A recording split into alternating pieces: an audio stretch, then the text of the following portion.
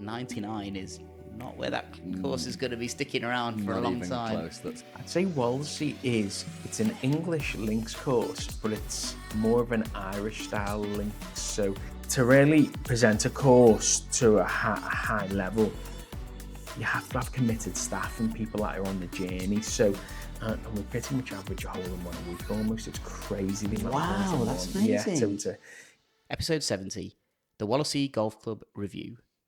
Well, what a day we had at wonderful Wallasey in this. And in this episode, we'll be talking about our golf and impressions of the course and club.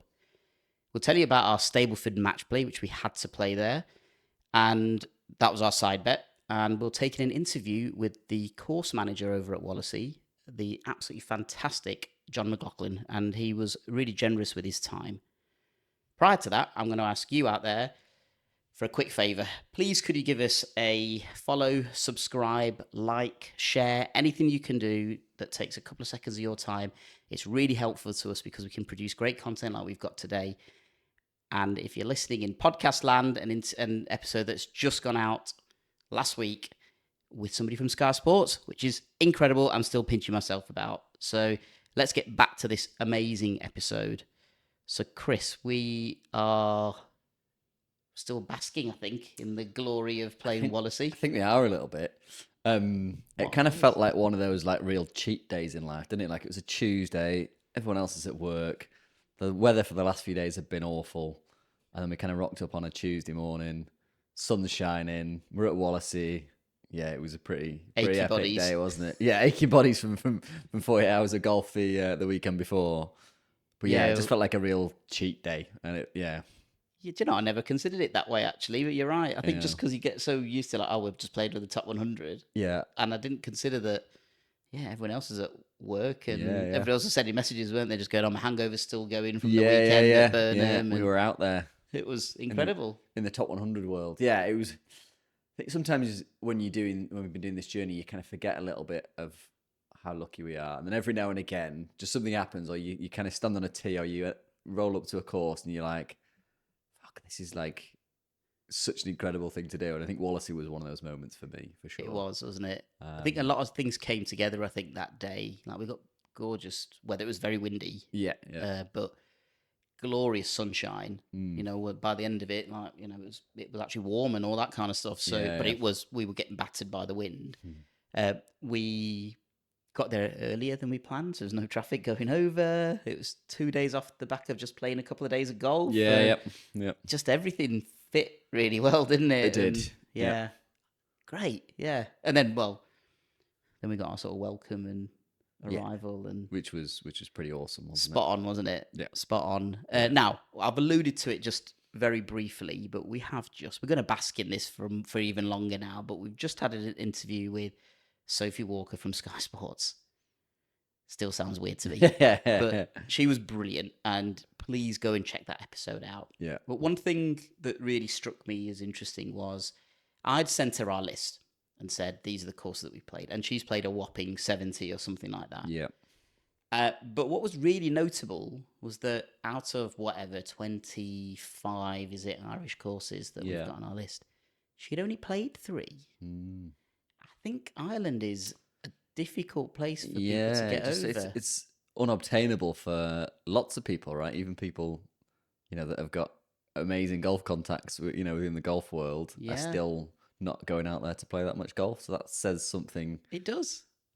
About which is like really interesting, and I bring that up because, shameless plug, is our Irish trip. And again, I sort of pinch myself that we've had these courses put together for us and we can play them like this October. Like, that's a bit mental, isn't it? Yeah, it's pretty cool.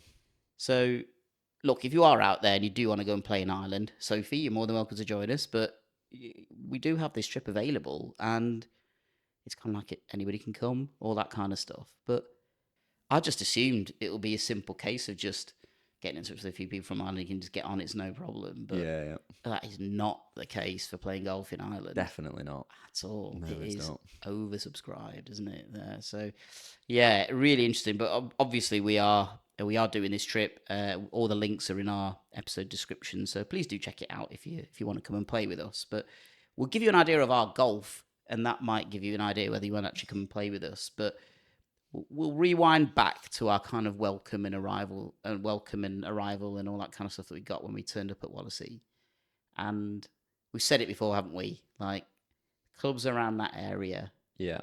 A, Gulf Coast. There's this massive concentration of amazing golf courses. Yeah. But B, there is the famed Merseyside welcome. Yeah. And we had it again, didn't we? We definitely got it this time for sure. Yeah. It was so nice. Yeah. Again, just everyone, right? All the bar staff, the members, John that we spoke to, everyone was just brilliant. And on exactly the right level you want them to be on. There's no kind of level of snootiness at all. Just genuine, happy to have you there. Really kind of proud of their club. Definitely. That pride just like oozing out of everybody, wasn't it? Yeah. A chap in the pro shop was called Adam, and my son's called Adam, so we had we shared a little moment. The only two Adams in the world, obviously. That's it. Strong name, as everyone says. But it was also, you kind of like, you're kind of just driving up, and then suddenly it's like, oh, there's the turn, and like you're there. Yeah. It's just in your face, isn't it? Like this massive kind of, I'm assuming, sort of Victorian kind of era clubhouse, which is pretty spectacular, isn't it, really? Quite imposing, that clubhouse, pretty cool clubhouse, I think. And like you say, it's just, there's no big long drive or anything. It's just turn off, car park, clubhouse, done. Tiny little car park as well. It wasn't massive. And it's like this big main road along the side, and you sort of go like, oh, we're here now. But, we nearly ran a member over when we arrived. I mean, say like, we're here. I mean, you were driving, so... Yeah. I know I was driving. No, you were driving. Shit. Yeah. Yeah, there you go. Where's the blame? There's a claim. But, we obviously stopped in time because we're still here and we're not in jail. But lovely, warm smile, and just everybody was like, happy to have you there. And like I thought the welcome in the pro shop was just absolutely on point. Have you come here before? No, right. Let me tell you a little bit. Here's the codes, all that kind of stuff. Yeah, and again, it had that real nice feel of a members club, didn't it? Like everyone knew each other. Everyone was just kind of interacting with each other within the clubhouse. Like it wasn't, it wasn't A kind of that snooty feel. It wasn't B that kind of corporate feel. It was that proper, genuine golf club where everyone knows each other. Everyone's having a bit of crack with each other. That was nice. It was, and John ticked a lot of boxes for me. Yeah, and he kind of came and met us. Big beaming smile. Johnny's the course manager. He's the guy that we interviewed. Big beaming smile, real welcome. He's like, oh, Gareth, who's the general manager. He's just with somebody at the moment, he said. Yeah. Who was? Andrew Murray. Of BBC Golf, right? So, who I didn't know who it was. Well, I'd clocked him outside, so I went to have a look at the first tee. I think you were probably taking pictures. I went to the first tee and I clocked him out there, and I was like, oh, what's he doing here? We shook our hand, didn't he? Yeah.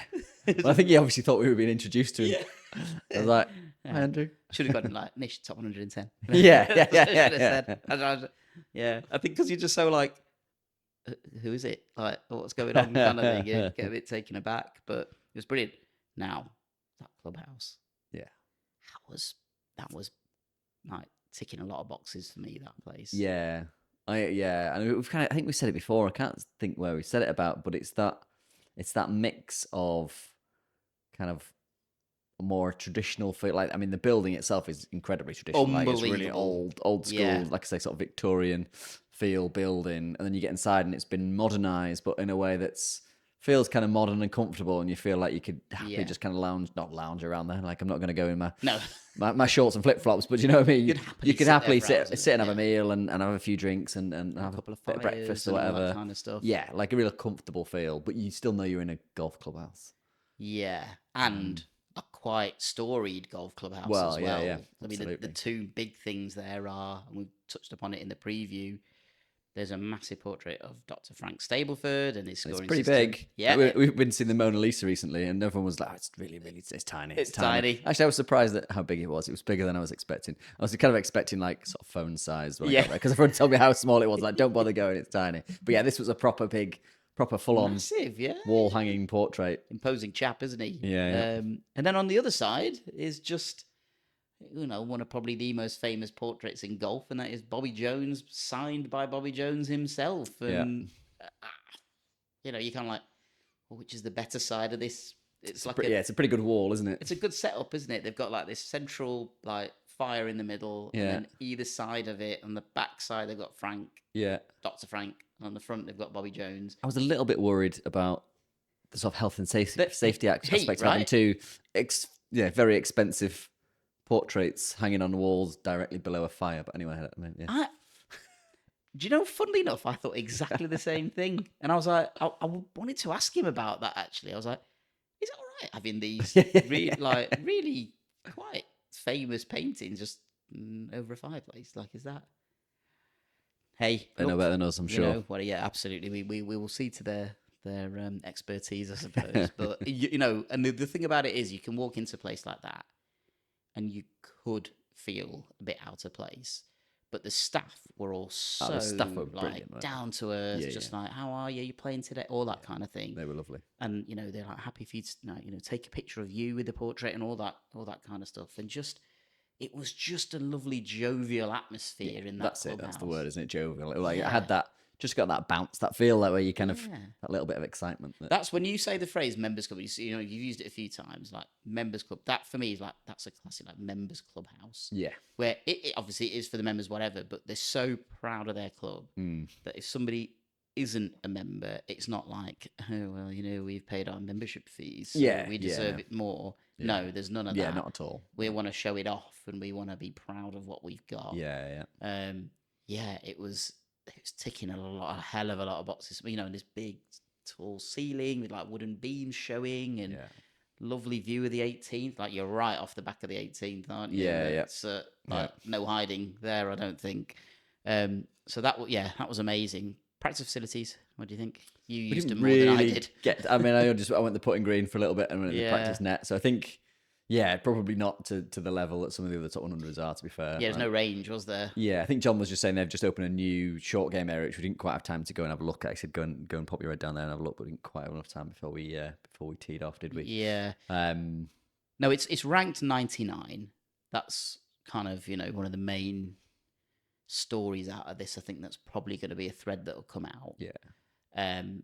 And the story of how it's gone is that it had slipped out of the top 100 for a decent amount of time. Yeah. And then it's not a coincidence because he's been hired to do this, but John, who we're going to hear from in a second, he came and he's brought in a raft of changes that have now, you know, borne fruit, I think. And boy, have they borne fruit. Yeah, absolutely. It was 99 is not where that course is going to be sticking around for not a long even time. Close. That's going to be shooting up pretty quickly, isn't it? Yeah, and I think it's fitting that the home of Stableford, which is the kind of the tagline of the club, and it should be. Yep. It's fitting that somewhere that historic should have some representation in the top 100, really. I mean, it's just obscure otherwise. You know, I think you'd be more than happy with that being sort of mid-table, you know, in the sort of 50s. Absolutely. That golf course, if not even higher. You're just giving the whole game away now, Chris. Sorry, but mate. Anyway. Well, look, before we give any more You away, can edit that bit out. Yeah, we'll edit it out. You edit most of my words out anyway, it's fine. Yeah, there's 3 cameras trained on me, just one on Chris. But let's hear from John. He's the course manager. He was a top guy to talk to, full of energy, full of enthusiasm. He's been in the job for around about 5.5 years. And do you know what? Once we finish that interview, and you're going to hear it now, I felt really lucky to have actually had a chance to speak to him because you could tell that he's a guy who's in demand now. Yeah. I think we would, just before we do finally hear, we'd heard on the day that there were about 2 or 3 other podcasts and YouTubers who are out filming and things like that. So, no, we felt imposter syndrome is probably a bit strong, but we were just like, oh, well, little old us have been granted an interview and whatever. So, but he was brilliant though. I mean, me, you know, my day job, I'm a, you know, relatively senior manager, and I think watching him at work was brilliant. I just thought he painted the club in such a great light, and just he took you on that journey with him. Yeah, he did. So I think if you listen to it, I think you'll go on that journey with him, and you'll want to go and play Wallasey. And he's only been there for like 5.5 years, but he lived and breathed that golf club, absolutely, which is an amazing credit to him. So let's hear from John and see what he had to say. If you had to describe Wallasey in one sentence, what would it be? I'd say Wallasey it's an English links course, but it's more of an Irish style links. So your stereotypical English links are maybe a little bit more flat and maybe not as much interaction with the sea. So where Wallasey is certainly got an Southern Irish links feel to it, with it's got some really big dunes running through the property. So 13 holes play alongside and over a dune ridge, and it's really prominent. So I'd certainly say, Wallasey is a true English links with an Irish flavour. Wonderful. You're the course manager here at Wallasey. So tell us a little bit about what your role involves, because we're going to have plenty of people who are listening who perhaps don't understand what that job entails. So if you could let us know what you do. So hi, I'm John McLoughlin, course manager at Wallasey. So I've been here 5.5 years, and I think my role has really developed in that time. We started with when I started my employment, we had 6 green staff plus myself. Whereas now there's 10 full-time green staff and 5 part-time staff who work all year doing different duties and other greenkeeping duties. So my role is basically to lead the greenkeeping team and advise the golf club on agronomic and architectural sort of improvements for the course and work alongside our architects. So I'd like to think I sort of pull everything together, whether that's ecology, agronomy, architecture, strategy of the department. So it's a fairly all-encompassing role. The fact that we manage a £500,000 fleet of machinery. There's a lot of staff, HR, with 15 members of staff in the team. A lot of my time is doing appraisals and smart analysis of individuals, and with the golf course, there's a lot of sort of strategic improvements and investment as well. So there's been a lot of investment, and hopefully continues to be a lot of investment on the golf course, and I manage that. So that is a big part of my role, sort of where we're looking to spend money and where we're looking to improve the golf course. Wonderful. Now, obviously, the story of why we're here is that Wallasey came back into our top 100 list. Now, obviously, you started 5 years ago. 5.5 years ago, I should say, sorry. So you would have had a brief, or you would have been a driver of a lot of the initiatives that have brought Wallasey back into that list and back into more. I mean, it feels like everybody's talking about Wallasey Golf Club at the minute. So what do you think has been the driver of that? What's changed so much that's elevated the club again? It's almost been a perfect storm the last 5.5 years. Obviously, COVID hit. Golf, certainly in the Northwest, has just boomed completely. So myself starting at Wallasey just at the start of COVID was great timing. The club had decided they wanted a sort of a fresh regime where they were going to invest a lot of money into the course and the infrastructure. So me starting was a perfect time for sort of that sort of reinvestment in the course. There was also Liverpool city centre started to thrive as well. So Liverpool, everyone's wanting to visit the city, and there's a great feel, and it's really built momentum. So a lot of the US and international visitors are now staying in Liverpool, which means we're getting a lot more traffic and international footfall. So that's been, again, the last five years or so. So there's been a lot of different sort of angles and areas where the club wanted to invest. I'd done 25 years in the greenkeeping industry and golf course management, looking at top venues around the world, working at a lot of the top venues, visiting and getting mentored by a lot of the leading course managers and architects in the world. So it was great for me to come into Wallasey, and there was a step change where they wanted to invest. So that was perfect for me with wanting to take the course to the next level. I'd played at Wallasey since I was 13 or 14, so I had a relationship where I was really familiar with the course for the last 25, 30 years, so I knew what could be achieved. And it was interesting, in my interview for the role, I did say I believe Wallasey's a sleeping giant, and I believe with the right investment and the right direction, we can really take Wallasey to the next level. And sort of 5.5 years later, we've fulfilled that brief, and we're really on an amazing trajectory. So, and obviously I've played a small part on that, which has been fantastic.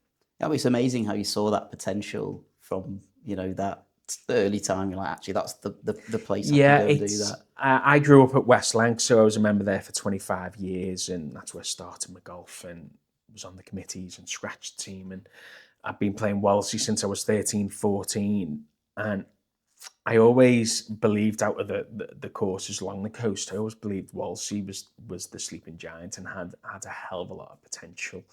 There was a lot of trees on the course, which is unusual for a links course. So the green complexes were fantastic, but had grown in over time. So there was a lot of easy wins, I believed, and sort of we've acted on them, and we've doubled down on our detail, and that's really helped take us to the next level. Yeah. I mean, it looks, we've had one glance out at the course and it looks immaculately presented at the minute. And is that a big part of the ethos here? So we've got, as I touched on, we've got 10 full-time staff, 5 part-time staff. We really double down on attention to detail with our daily setup on the course. So we have a lot of pillars and vision and mantras that we live by, and one of our daily mantras that we live by is we set up the course every day as if we're hosting a major event. So it doesn't matter if you play the Sunday, a Monday, you know, the detail, the enthusiasm from the team is really high level every single day. So whenever anyone plays or visits, that level of attention to detail and commitment from the staff is consistent on every day. And by having that ethos and the mentality that we're setting up today as good as we can do with the golf course, we're able to deliver a really nice product, which is great, and everyone's on board with that philosophy. So yeah. And how good is that for a visitor to come to know that whenever you turn up at this golf club, you're going to get that attention of detail and the experience is going to be good. And your day out, which is what it is, isn't it? It's a day out of golf. It's like an adult's playground, isn't it? Yeah, you know? And it comes back to me just from a personal point of view. Obviously, I'm a golfer and grew up in Liverpool, playing all the municipals and all the different courses in the region. And I realise it's a day out for someone. This would have been a day out for me back in the day. I'd have been really pleased. So I think it's nice that I myself, leading the department, have got an opportunity to impact people's day by putting in a team of people that are really dedicated, enthusiastic to present a golf course, which helps, you know, impact someone's day in a positive way. So we see it as we really hold ourselves accountable to that as well. That we really want people to come in and have an amazing experience. So you know, we wouldn't miss a tee peg on the golf course every morning. We wouldn't leave litter. We wouldn't leave divots, because we realise we want to positively impact people, and we don't take shortcuts to do that.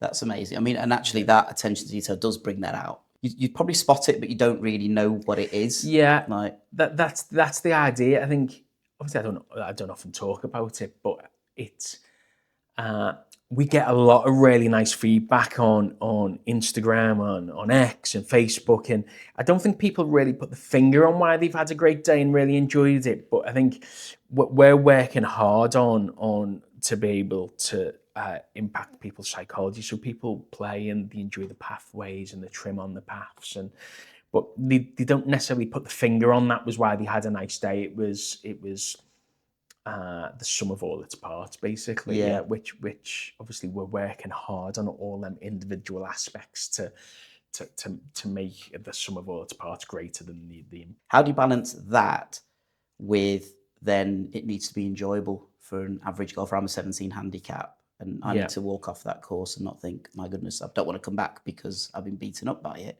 I want to have a fun day. How do you balance those two things? Yeah, so working with the architects, Clayton DeVries and Ponter, our architects, so we took them on 5 years ago. And with myself, a bit being an avid golfer and enthusiastic about golf, and the architects obviously being sort of world leaders, it was very evident that Wallasey was a really tough course, and it was almost beat a lot of people up. There was a lot of reviews, if you look back 5-6 years ago on Top 100 and other platforms, where people loved the course but didn't necessarily enjoy the experience. They were losing a lot of golf balls. They were finding the course really difficult. Obviously, some of our fairways are really tight, and if you were offline, you'd never make a par. It was really difficult, and so we've had a real conscious effort over the last 5 years to to make the rough less penal and cut and collect and that. We still want people to find the balls, but we want it to be a difficult shot into the green, but we don't want people searching around looking for balls and slowing down play. We've really opened up the green, so the green sites are really big now. So, where beforehand you could miss a green by a metre or two, you're in a long rough. That wouldn't be the case now. You'd either still be on the green because they're so big, or you'd be cascading down in one of the runoffs that we've put in. So we set the golf course up so it's difficult and tricky for a scratch player because of these runoffs, and it's added a lot of choice. But for a sort of a double figure handicap, so anywhere from 10 above, the course is really playable. You miss a green and you might run 30 to 40 yards away, but you're just taking your putter out, or a 9-9 or an 8-iron, and bumping it back up. There's no long rough around the greens anymore where you're losing your ball or you've got to hack it out.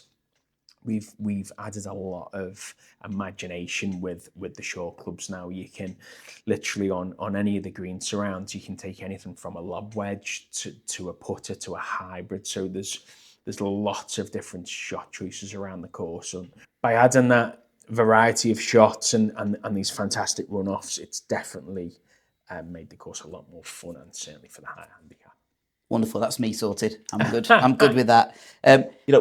You sort of mentioned that over the last 5 years, you've really gone through this program of like change, and you mentioned some of the things that you've done. But what do you think, and somebody who maybe has played Wallasey 10, 15 years ago to now, like, what's the main difference they're going to spot? I'd say refinement, yeah, and conditioning. How we're operating now with the finance and the infrastructure, it's just totally different than we were 6 years ago.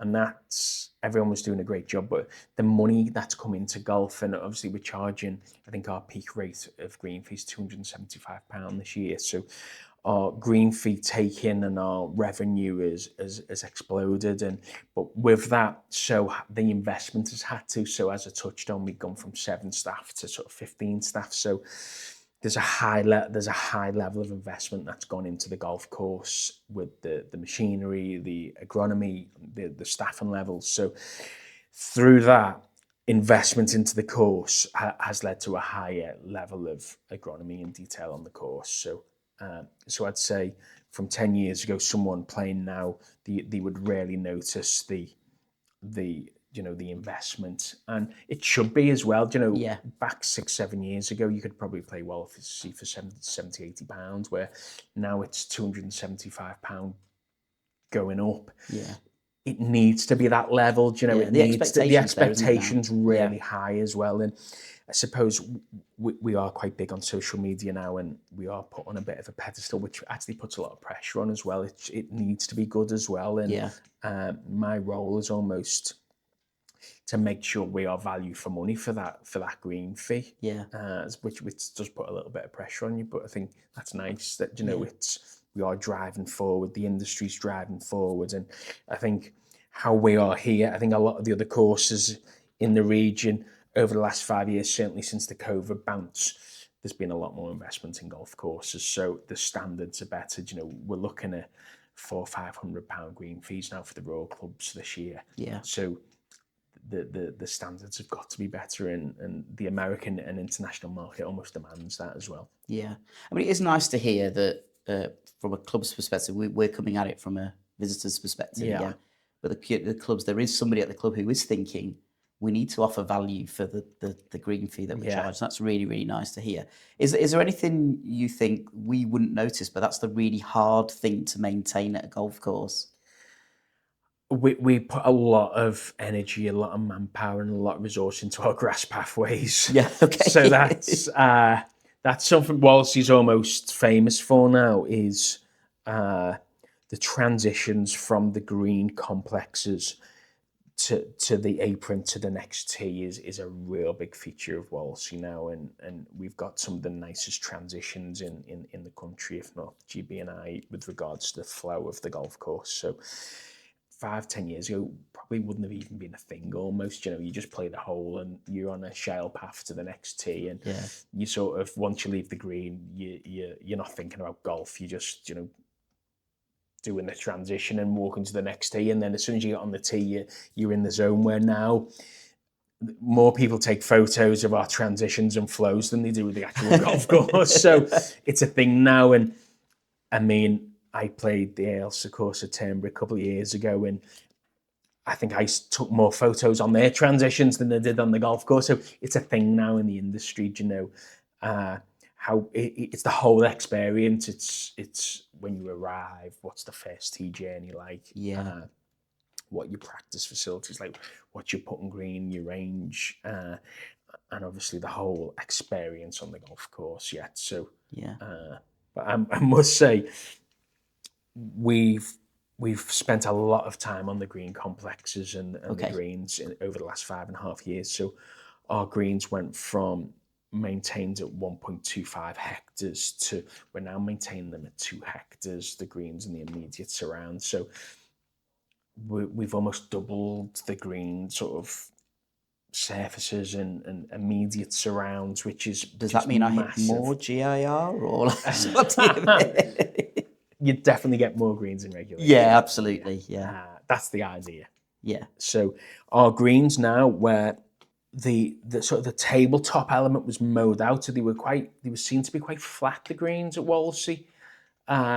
But they're not flat now. There's a lot of contouring that we've crept from the surrounds, and by pushing the greens out and running them over the edges of banks and slopes, I believe we've got some of the best greens in Great Britain and Ireland now. So we've took a lot of inspiration from the likes of Portrush, where the greens rarely blend seamlessly into the slopes and the contours, and we've done a lot of that here now as well. So is there a hole out there that you think out of the 18 perfectly encapsulates what Wallasey's all about? My favourite holes are 3, 11, which I'd say they were the 2 holes which are in the dunes and are sort of very Wallasey, very Irish links, sort of in the dunes, a lot of land movement. But I'd say our signature hole would be our 12th hole, a short par 3. It's an original old Tom Morris hole, so there's only 4 greens that remain from when old Tom Morris designed the course, and that was one of the originals, the 12th par 3. We've kept the hole the same for all them years, and it shouldn't be good. It should be underwhelming because we're going from dramatic dunes to flat land, but the way the green is bunkered and the flow from the grass pathways, the green surround, it's 150 yards downhill, so it can be a wedge, it can be a log gap wedge, sand iron, it can play anything up to a 5-iron into the wind, but it's I'd certainly say that's our signature hole. We rebuilt the hole 3 years ago, so the green complex stayed, but the bunkering and the surround, the grass pathways, the tee complex all got rebuilt. So, but it was built very sympathetically to how it was originally, and we think we've nailed it, and it photographs very well. So I'd say the hole 12 would be my. We'll make sure we get the camera out for hole 12. Yeah. This is the golf nerd in me now coming out. Yeah. So I haven't had a chance to speak to somebody in your position at a golf club yet. And everybody in golf will know old Tom Morris, designer of the old course. Yeah. You know, that name is just it weighs heavily on everybody, right? And you've got 4 greens here that he originally designed. Yeah. Like, do you feel pressure to maintain the characteristics of that, or is that something that you sort of thrive on? You actually want to? Yeah, well, I'd say thrive on it really, because it's our second hole, our 7th, 8th, and 12th are original holes, and I believe now we've restored them to how old Tom Morris would have wanted them back when he designed them. So our second hole, we've really pushed back and increased the size. Hole 7 is our biggest green on the course, so we've really pushed that back. It's 50 yards long now. We've really taken it close to the fence line, so out of bounds is really close, and there's a lot of jeopardy. So there's a lot of work there. This past 12 months, 8, we've reinstalled the bowl aspect of it. That was lost, so we've really increased the size of the green by 1/3 and made it a punch bowl, which I believe when that was laid out, it would have been a punch bowl. Yeah. And we'd lost that element to it. So it's been amazing sort of restoring the greens to how I believe old Tom Morris would have had them. And obviously that must make you feel so proud to do so. You know, Yeah, and just so have your name attached to that. the 4 old Tom Morris greens, 3 of them are 3 of our best screens on the course. Well, 4 of them, yeah. So it's amazing that, you know, they're coming up to 130 years old and they're some of our best greens on the course. Yeah. So yeah, that makes me proud that each green now we have a plaque on the tee to stipulate that the green complex was designed by old Tom Morris, and I believe they really sing now them greens. Yeah. So hopefully you'll enjoy them. Wonderful. They, obviously, you touched on being proud of that, and you rightly you should be. You obviously must walk the course mornings, late evenings, things like that. What is it that makes you the proudest from all the work that you've put into this amazing golf course? I think I'm really proud of what the team achieve really on a day-to-day basis. So we've got obviously 15 staff, and to really present a course to a high level, you have to have committed staff and people that are on the journey. So it's very evident when you play that the staff, they're invested into the project, and to put a 15-kilometer path edge trim, which is hand walked every week, you've got to have an investment from the team to be able to do that. And I think walking around and playing the course and my morning walk is seeing the level of commitment from the staff is inspiring, really. And not just the staff that are here now, even the staff that worked before and have moved on. And I'm very proud that in the last 5.5 years, a lot of staff that have been at Wallasey even for a short time have gone on to bigger, better things and are now running their own courses, or deputy course managers or spray tech. So people from our team have gone on to really great things, and being able to impact on people's lives in that way has been amazing, really. So, and hopefully, we've really shone a light on, if you look after people and treat them well and invest in them, what they're capable of is amazing, and being part of that's been fantastic. It's very telling, John, that you mention your team rather than a specific thing in the course. I think that just says a lot about the way you're running it. I think if you have a really great team and people invested, the byproduct of that is just a good golf course. So if we can bring in staff and make them work to the best of their ability, and they're inspired to come into work and really enjoy it, then the byproduct is you get a fantastic golf course. And I believe that's how we operate. Amazing. Now, I'll touch upon something you mentioned before about sort of the American market, American visitors and things like that. There is a very famous portrait hanging in your clubhouse, but it is a portrait of Bobby Jones, and it's signed by Bobby Jones. That is the original, and there is a replica and a copy of that at none other than Augusta. We just had the Masters.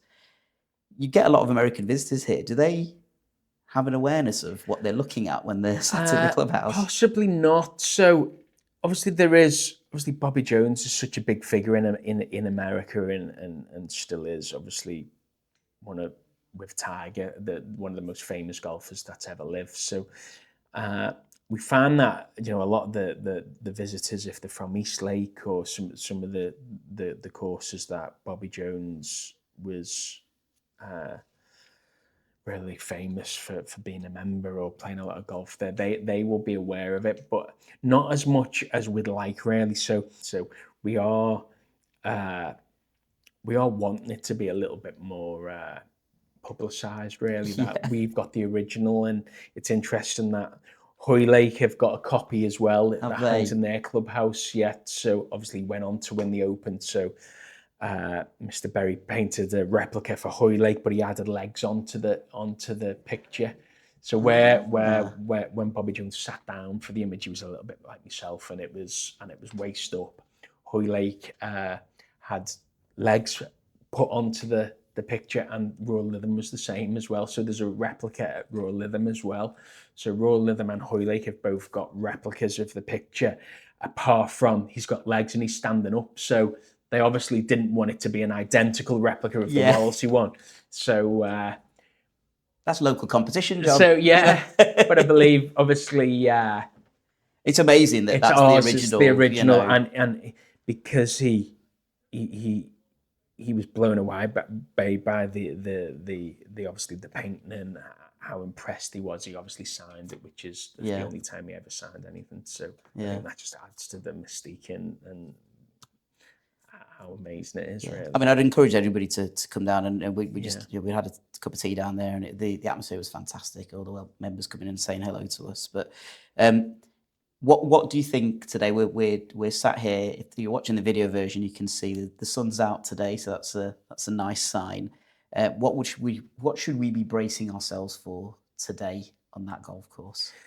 Yeah, so it's still obviously early in the season. We're midway through April sort of thing, but the golf course is pretty firm and fast. So you've really got to control your golf ball still. It's mid to late April, but it's almost going to play like July, which is quite unusual. We haven't had much rain this last week or two, so a lot of people, turn up in April and expect it to be, slightly winterized conditions, but it's far from it. You're playing Wallasey today, and it's the wind's just picking up 15, 20 miles an hour wind, but it's a very firm, fast golf course. The greens will be quite slick as well. So if you get the wrong side of the pin, it's about judging your speed. So I think you're getting a true links experience, really. You're going to get it on a great day, and it could be July, it could be August. Amazing, now, yeah. Oh, fantastic. So go on, I'm a 17 handicapper then. Have my moments, is how I describe my golf. Yeah. Be honest, what do you think I'd expect to score today? So if you play Stableford... Oh, we have to. Yeah, if you play Stableford, I'd expect you to be sort of 36, 37 points. Right, 38 points. So I'd say if you were medal, I'd say you'd find it difficult to break 90 because there's a lot of tabletop greens at the course. It's really difficult to judge perception, and the card doesn't play that long, but the course plays a lot longer because there's a lot of elevation changes, and certainly some of the shots are uphill to the greens as well. So where I expect you to par and even get the odd birdie on a par 5, because some of them you may be able to reach into or get close to, but certainly some of our elevated greens and some of our par 3s are really tricky. So I could imagine, there could be a double bogey thrown in there or a triple bogey where Stableford you can dust yourself off and carry on. So, but I'd be disappointed if you didn't hit a few birdies along the way and a few pars and have a little bit of a mixed bag. But that's how we're setting it up, really. We want people to enjoy it. We want people to come away with maybe getting the first eagle of the season and a couple of birdies and a couple of twos. We give away flags for holes in one. So if anyone gets a hole in one, we have a collection of flags that we give away. And we pretty much average a hole in one a week almost. It's crazy the amount of holes in one. Wow, that's amazing. Yeah, so could you put my name on one of them? I think I'll so people really come and have a great time, and it's not unusual for visitors or members or guests to get a hole in one. Yeah, do you know, nobody's ever mentioned that actually, because it's a rarity in golf anyway. Obviously, everybody knows that, but wow, almost not nearly. We have so many holes. Yeah, it almost takes over our Instagram feed, the amount of holes and ones we have yet. So, but that's great. It shows, we've got 2 par 3s, which can play the average, for daily setup. They're playing 150 yards downhill. People are hitting wedges, sandines, and then there's a gentleman who sat off camera here. Who I have set a challenge to get a hole in one at a top 100 course. So he's probably licking his lips at this right now. This could be the day. This could be the day. Yeah. So I think can you reserve 2 flags, mate? I think we'll have them today. But that's it. It's it's trying to be fun, and we're trying to people might only come here once from America. We want them to really have a good day and enjoy it.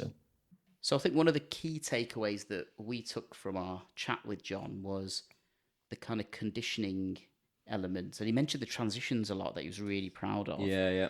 I'd never really considered that before, ever. I mean, I think the first time that it became kind of something in my sort of cognitive thinking was at Trump. Yes. You're kind of walking up those paths at Trump and you're like, fucking hell, these things are pretty cool. Very similar to that, aren't they? Like and Dunbarney as well. And, when you think about those 2 courses, Dunbarney, total pay and play makes it sound really like pitch and putt, doesn't it? Yeah. But you know what I mean. Like it's not a members club. It's it's a tourist club. Yeah. Trump is a members club, but realistically, they're going for visitors and all that kind of thing. So the conditioning is really important because that's the sales pitch. Yeah. It was up there with those two in that condition, wasn't it? Totally up there. There wasn't a blade of grass out of place. No, it was. I mean, considering it's April, it's mid-April, grass winter isn't we still just fully had. growing. Terrible winter. It was in absolutely incredible condition, wasn't it? It Like you was. say, but just not just like greens and fairways. Just everything was just felt perfect. Yeah, everything. Like, it's like somebody being out there with scissors and just been manually cutting things down, and there was not a thing out of place in that whole golf course. I love the fact that you got to the tees and there weren't loads of divots taken out of the tees. They've obviously been repaired overnight. I think John mentioned that as well. I mean, they go and repair all that sort of stuff. The fairways, they were pristine. Yeah, they were. Like, and the greens. I mean, the greens. Unfortunately for us, the greens have been sanded on that day, and even with the strong wind, even still. But they were amazing still, weren't they? Those were very greens. true. It's been funny that the last time that happened was at Hankley Common, and we both had a decent putting day at Hankley Common as well. I think. Speak for yourself. I think. I should have known that really, shouldn't I? But yeah, it was. And when he said transitions, I was like, oh, okay, and how much can that be a thing? But you do notice you've got these wide, like the grass is all uniform level walkways from green to hole. Yeah, and it really just feels like it just accelerates it up that kind of ladder of quality, doesn't it? Like it really feels like you're somewhere genuinely premium. Like you feel like you're in a top 10, top 20 course. Yeah, because it just feels special, right? Got that feel about it, hasn't it?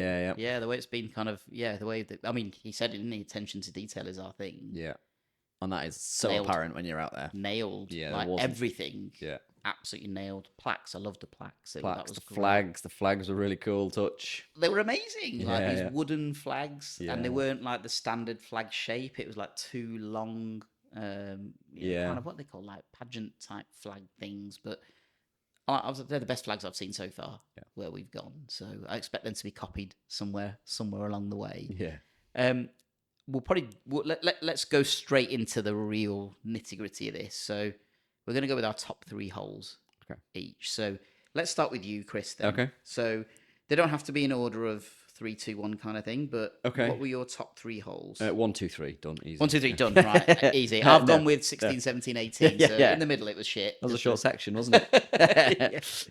No, so this is quite a tough one because I think there was 4 or 5 holes out there which I could quite easily have taken as my top 3. Correct. So I think it was quite a difficult one to narrow down. So I feel like there's maybe a couple of holes that I've done a little bit of disservice to by not including them in here. But hopefully between us, we might have covered them. We've covered them.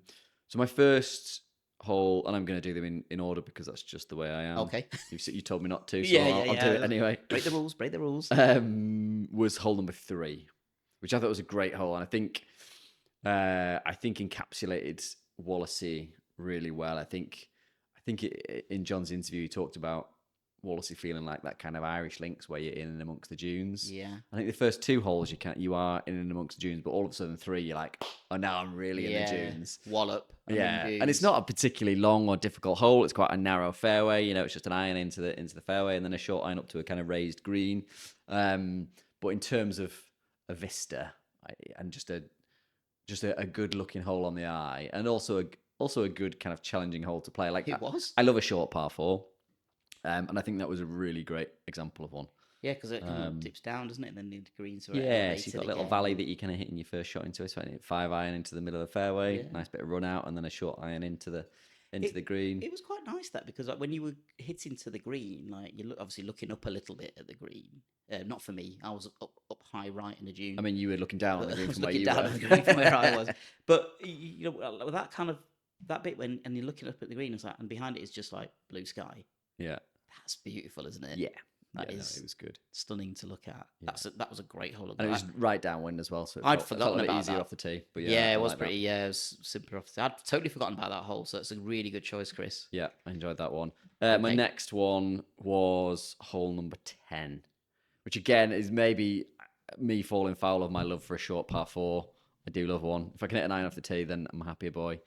But yeah, just again another great short tee shot, like only a 7 iron off there. Raised tee bed. And then you've got this dog leg right up to the right hand side. But again, just very dramatic rise. Yeah, up. really dramatic rise up to the right, up to the green. That's in my top 3. Yeah. As well. It's both like a roller coaster hole, wasn't it? Yeah. And it was like I thought that set off the back 9 like really, really well. That was originally according to Jim, was the signature hole. And Okay, we would have happily played that as a signature hole. Yeah, I'd quite happily taken that as a signature I would have hole, as to be well, so I honest. won that one. But wonderful hole. Yeah, and again, one of those holes that it gives you a chance, right? You've got a real birdie chance there. But if you don't quite hit the right shot, which I didn't for my second. Yeah, it was unfortunate, that, wasn't it? It's just a little bit skinny, and then I couldn't find my ball through the green. But yeah, like a real good opportunity for a birdie, but also still demands some good golf shots to be hit. Yeah, it like 2 half decent hits, in a year. It's only 7 iron. But the elevation on that change day, really, really sort of makes it a bit of a challenge, doesn't it? I think that theme kind of runs through Wallasey a little bit, where there's quite a few fairly significantly raised greens, which actually make what is just a short wedge shot or whatever become a really difficult shot. Yeah, and the greens are pretty big. So the greens are very big, for a links course. I think John was saying in his interview that they've expanded the green complexes by. Is it 2 acres? Yeah, 2 hectares. 2 hectares of greens. It's crazy. So the greens are quite big, but when you're kind of playing from below, it doesn't necessarily look like that. It looks kind of flat and doesn't really look like you've got loads of room to go at. So it just makes that shot a little bit more intimidating. My final top 3, top third hole. Top 3 holes? My number 3 top 4 holes in the country are... No. So my third and final hole is the 18th. And again, I'm just such a sucker for a short par 4, aren't I? Because it's pretty much... pick 3 holes and probably the 3 short par 4s on the course. But it really does. I just think if you've got a short iron off the tee, or a mid iron off the tee, and then a wedge in, and you've still got a real good amount of challenge on that hole. I just think if you've got that balance of birdie opportunity versus you can make a bit of a mess of it quite quickly if you don't hit the right shot. Yeah, I just love that. I love that balance. It had a touch of the 4th at Silloth for me. That not quite the blind tee shot, but the approach is more blind, and it's like you can't really quite see where you're going. Yeah, and just lots of humps and hollows, and just really feels like you're playing links golf down the 18th. Yeah. And you've got the clubhouse in the background and the beautiful church as well when you're coming in. I think that's a lovely finishing hole. One of my favourites, I think. That clubhouse, yeah, and like. You could legitimately, it was so well conditioned, you could probably put it from 100 yards out and it would just follow the... Probably should have. Probably should have done. Yeah, that's it. Yeah, probably would have been a better way to play wouldn't it. Shanked one into the forest again. In thinking back to it now, there were a lot of gettable par 4s there, weren't there?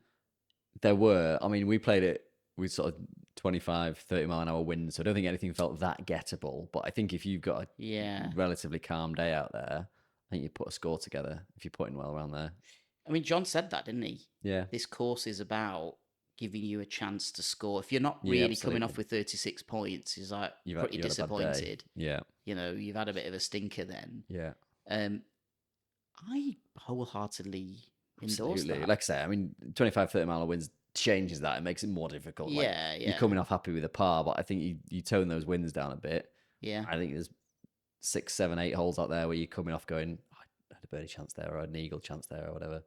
I mean, look, I hit 3 drives over 300 yards with wind assisted, obviously. But, that's going to make you feel good no matter who you are or where you are. That was like, some of them were just like, I think it's kind of just in this right rough. And you're like, what's that in the fairway in the distance? Like, oh, that's my ball 320 yards off the tee, brilliant. I mean, obviously then you have the pain the other way where you absolutely stonk it right down the middle and it's gone 180 yards with your driver. But that's the fairness of golf, I suppose, one side and the other. But I thought those par 4s were... collection of par 4s are really, really good. Yeah, agreed. There was one, I think, I can't remember, it might have been the 14th or 15th, where there was like a bunker on the left-hand side, and like you could carry over the bunker was like 205 yards or something like that. And it was like, I'll just go straight to the bunker, and then I did, and it went exactly where I wanted it to go. And it was like, And I was, you get over the top and you go, I still can't see it. Oh, no, what have I done? Where's it gone? You didn't quite see it down. And then there's this little hollow just before you get to the green. It's like just in there, and you're like, 280-yard drive. That happy days. Like it's almost not in the short stuff anymore. So good course if you can keep it straight somehow. And again, another one which a notable mention was 8 as well, which I thought was a great hole. Another short par 4. It feels quite intimidating. Was that the one with the practice area on the right? Yeah. Oh yeah. Because we sort of got on the tee, didn't we? And we went, right, it's a bit of a strange hole, this one. Yeah. But actually, this the second shot, the approach shot in there is a great little approach. Yeah, it was brilliant, wonderful. I think there are 3 fantastic holes there. My choice is 10. Obviously, I echo that. I thought that was a great hole. Slightly elevated tee, dip down, then up to the right. Bunker on the left-hand side to sort of stop you just going straight. You've either got to try and cut the corner or land it shorter and then take that elevation change on.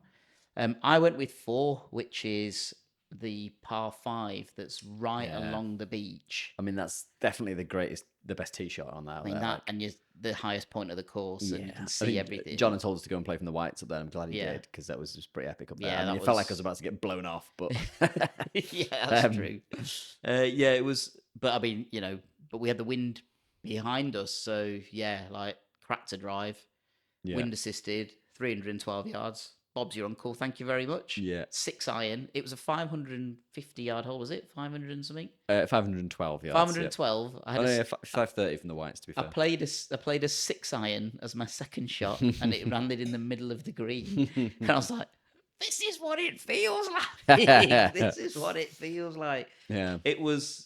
That does make you feel good if you can nail and that. It's I think maybe not a lot of the time, but certainly a good proportion of the time when you come off a links course, you think, fucking hell, that was a tough day out. Yeah. And you come off and you feel a bit battered and bruised. Like Burnham and Barrow played the weekend before, came off there thinking, I mean, that was a tough round of golf. I felt sorry for the people who were like, so the high first experience playing the top 100 sort of thing. Yeah. But this wasn't that at all. No. Like they've really kind of opened it up and given you some real chances to play well and score well around there. Yeah, I think it's all the better for it. Like, we both loved Dunbarney for that reason, didn't we? But this is an old, 100-year-old links that they've almost converted into like this kind of more modern, playable style of links course. And I think that's the hell of an achievement to get that course playing like that. It's why it's going to keep climbing the rankings, I think. For sure. I mean, I can't imagine anyone's going to go there and go, enjoyed that. It wasn't. That's not it for me, sort of thing. Yeah.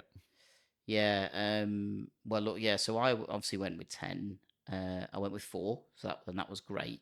Does help you play it well, but I went with 4, and that's no matter what you're playing, just at least go up to the white tee.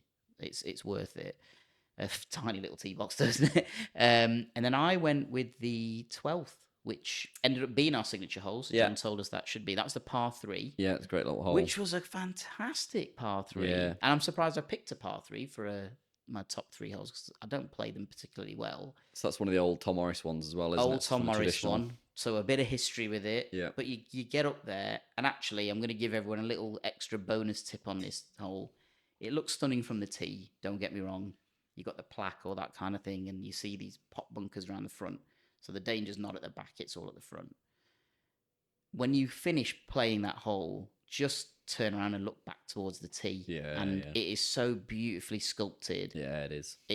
I took a picture of that. Yeah, and I we thought that was almost better. We both did that, didn't we? We both turned around and went, oh shit, that's it's become a bit cool. of a thing now. If there's a good hole, like just turn around and look from the green back to what you've just played. It was stunning for me. That. Yeah, it was. And I thought actually the par 3s were all really interesting, weren't they? They were, and I think in that wind, they were a tough set of par 3s. But it really put us off on one of them. I think it was at 16 or something. It really put us off because we were like, how are we gonna? Like, it looked like the green would fall into the abyss on the other side, and we didn't know what was going on. Like, don't go long, don't go long. Yeah, so both just went like 50 yards short. That's one way of playing it, I suppose. But I thought they weren't like rock hard either. They were decent. I thought they were tough. I wouldn't say they were rock. I think in those windy conditions, they all seem to be downwind. It's like stopping the ball, so keeping the ball on the green was genuinely difficult in those conditions. I suppose maybe what I mean by rock hard, I should qualify that a little bit. Sometimes you get up on a tee on a par 3, and the only thing you can see and think is bunker, bunker, bunker, bunker, bunker, bunker. Yeah. So like, I've got to hit the green or I'm screwed here. Yeah. I felt there was always a safe out, wasn't there? So there was like, you could go long and it'll be okay. Yeah. It's not ideal, but it'd be okay. You could go back left or you could go just left. There weren't that many bunkers around. And apart from the 12th, they're all reasonably decent sized greens, aren't they? They're quite big greens that you can hit. Tiny greens. Yeah. I thought Tom Morris was famous for big, massive greens, but clearly not on the 12th. So I thought the par threes were really, really good. How was your hole in one watch, Chris? So annoyingly, we'd had this kind of chat with John beforehand, and they give flags out for hole in ones, and I just had this weird little feeling in me. I was like, "Shit, today's actually going to be the day. I'm actually going to get a hole in one today." And I don't think I hit a single green, did I? You did. You had your worst performance on the par threes. It was definitely my worst par three performance for quite some time. You've not played that badly on par threes for a while. Actually. I mean, some of them weren't even bad shots though. Like, hit a wedge into one of them, and it's just stopping it was impossible because it was so windy, so far downwind. The fifth was a par three, wasn't it? Where you just send it out into the abyss and then just which is not downhill. Par three. It was I think it was a tough day with the wind to get close to but was it like a hole in one a week to get there? Which is it 2 a week? Did he say? So whatever it was mad. Yeah. I was like, okay, right, fair enough. Yeah. We'll obviously you'll have heard in the interview we're pretty bullshit and we're like, just reserve a couple of flags for us. We'll do it. Do you have any notable moments from your play before we get into our challenges, Chris? I mean, I hit one of my favourite shots that I've hit in a long time. Like, you know me, I love playing links golf and I love playing in the wind. Like, it's one of my favourite conditions to play in. I just think it makes you hit some different shots, and you've really got to think about those shots. And I think just playing shots under the wind is one of my favourite things to do. So I think that approaching to 17. I mean, I was only like 60, 70 yards away. And it was a full tilt 4-iron off the back foot. Didn't go more than about 20 feet high. I mean, you couldn't put it high in the air, could you? With the wind against it, was just impossible to do anything. Finished about nice. 8 or 10 feet away from the hole, which was a pretty nice little feeling to finish the round. I'm beginning to appreciate that different shot making. It's only taken me 22 courses to get there, but just having to think a little bit differently. And I mean, like I say, but they're so well conditioned, you probably could just get your putter out or just a chipper. There you go, perfect. Yeah. That's what would do it. Does it get into, before I do get to side bets and things like that? Does Wallasey get into your top 5, Chris? I think he probably does. Does it? I think he probably does. I think. If so, where are you sticking it? I think when you play the first sort of 5 holes, we both were just like, "Whoa, this is what is this?" Yeah. And then you get to kind of 6, 7, and then you kind of come back for 6, 7 again. Yeah, you come back for sort of 13, 14, and on the flat side of the course. I think if you take those 4 holes out and put those in a similar kind of setting to the rest of the course, I think you're well into kind of top 10 territory for me.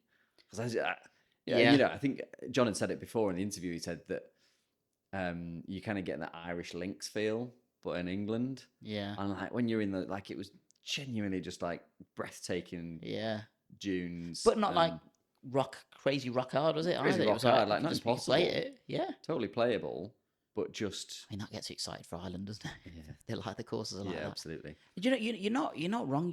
I've sort of reflected on that. And we said it, didn't we? We were through 6, 7. Yeah. And then we were through 6, 7. And then we were through the other little section where it was just, I think there was 2 holes, wasn't it? Where it was like out and back, and it's the inner loop almost. That were just flat, I suppose, generally speaking. Yeah. And, we were like, oh, because now we're expert course architects. We're like, wouldn't it be nice if they just sort of built this up or built that up or whatever? Probably still stand by that a little bit. But I've kind of reflected on it and gone, but there's always sometimes in a course where you probably just need a little bit of like respite before the next big section comes in. Yeah. And if it just gives you a couple of holes of like, I've not lost a golf ball, I've not whatever, that's, it's not to be sniffed at. But it almost makes you appreciate the other holes more, doesn't it? When you kind of come back, what I did like about that is it wasn't just like you play 4 holes and then there's like 5 holes that are flat, and then you play another. You played a couple of holes, and then you went back into the dunes, so you kind of get back into it, and then you go back, and then you come back round into the dunes again for the second time. So you kind of like, you're just kind of going in and out of it, so you feel like you're Yeah. kind of just going on that journey. You get back Just into it, and you get dipping your excited toe again. dipping your toe in. That 8, as I just said about 8 was the tee. We were just like, oh, this is the third hole in a row where it's just Yeah, flat and but straight. actually, once you get to the second shot, you're like, oh, this is incredible. Yeah, exactly. It took us by surprise. So Yeah.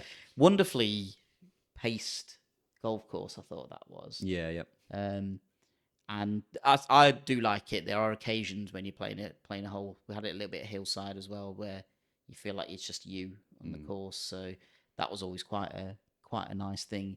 I mean, if it's making your top 5, is it getting into top 3, perhaps?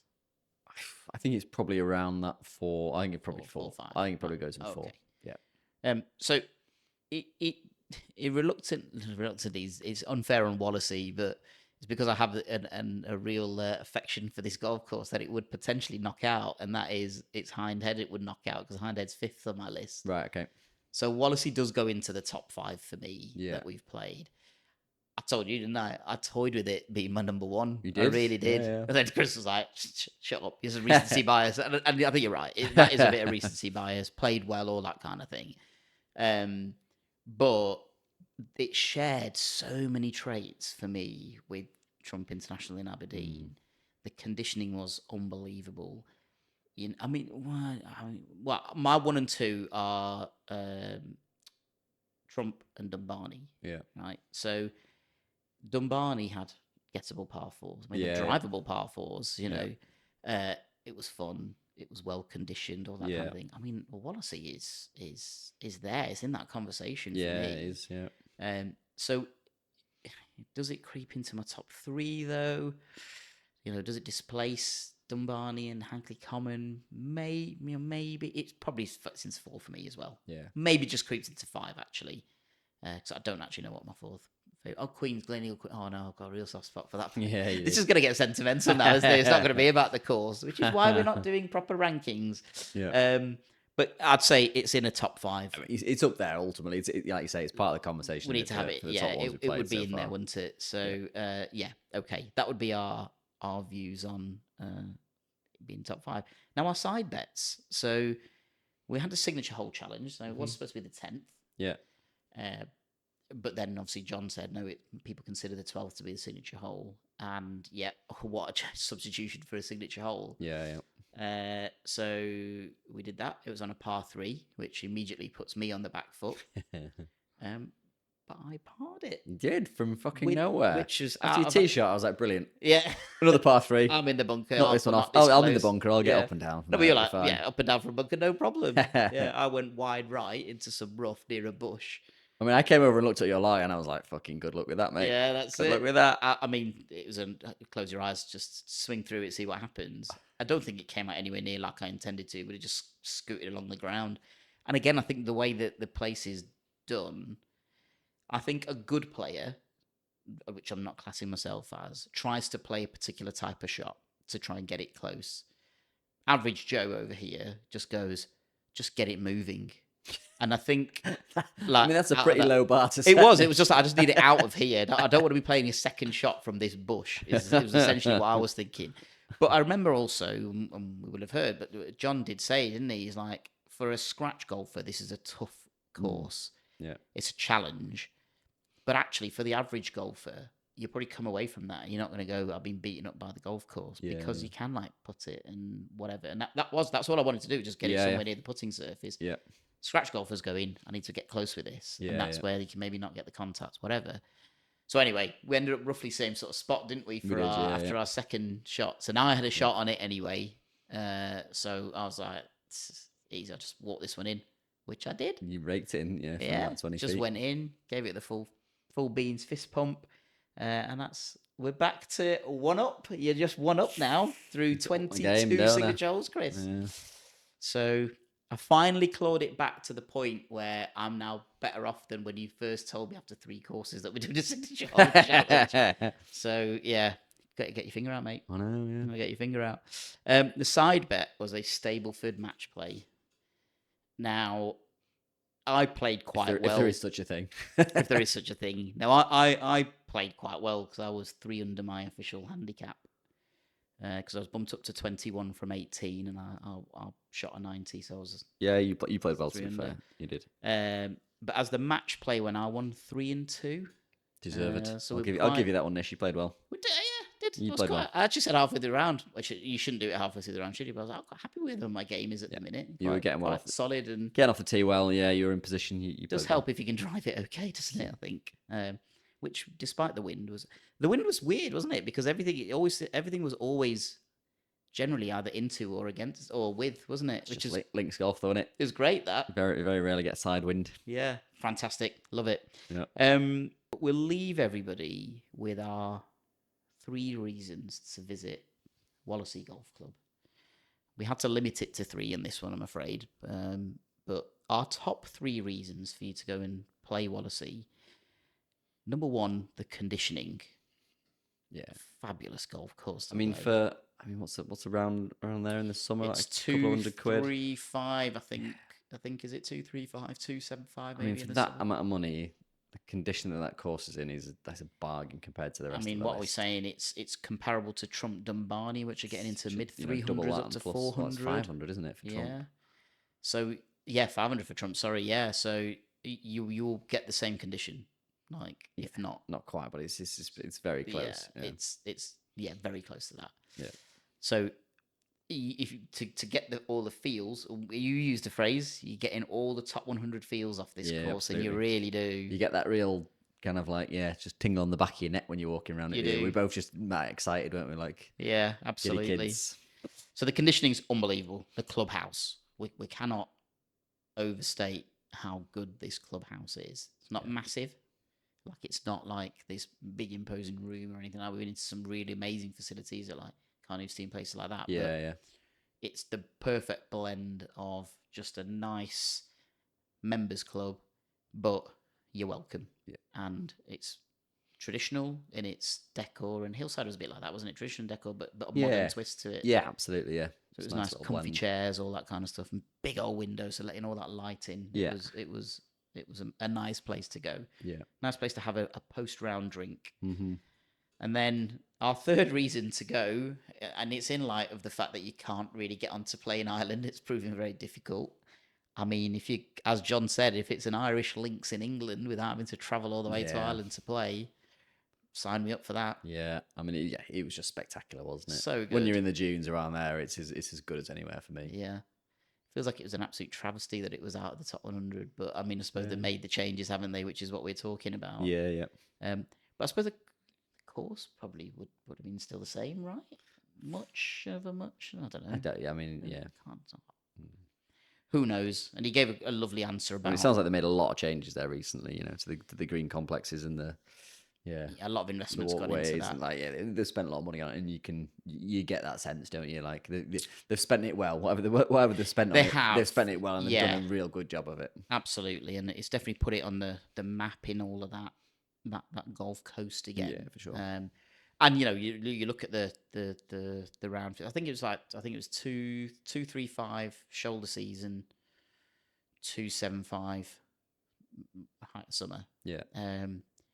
These things aren't good value as such, but if you know what I mean, like the numbers. Yeah, I mean, high, I think but you compare the cost. It's the cost versus the quality of the course. Correct, I think it's up there for me. and we've got to peg it against what we've played. Yeah. And yeah, that's some of the core fees. You're like, oh, that's a bit punchy, but that did not feel punchy. No, that feels worth it. Yeah, in inverted commas. So Yeah. bravo, Wallasey! What a wonderful day we had. Yeah. What a wonderful welcome we had. Stick it on your list to play. For sure. I think you will not be disappointed, and maybe do that sooner rather than later. Because as the word gets round and this place starts climbing the rankings, everyone's talking about it right at the minute. It's Everyone all seems to over be the talking place, about Wallasey, Wallasey. and you Yeah. can see why now. Now we've done it. Yeah, and that could set it up, couldn't it, for a fall, because you go there with high expectations. all Yeah, this kind of possibly, thing. yeah. We tried to be as clear-minded about it as possible, but ultimately, if people keep going on about a place, Yeah. you're like, oh, okay, what's the fuss about? And you get there and you go, it's all right. Yeah. No, absolutely delivered. So, yeah, what a great experience. Thank you, Wallasey, and thank you for listening.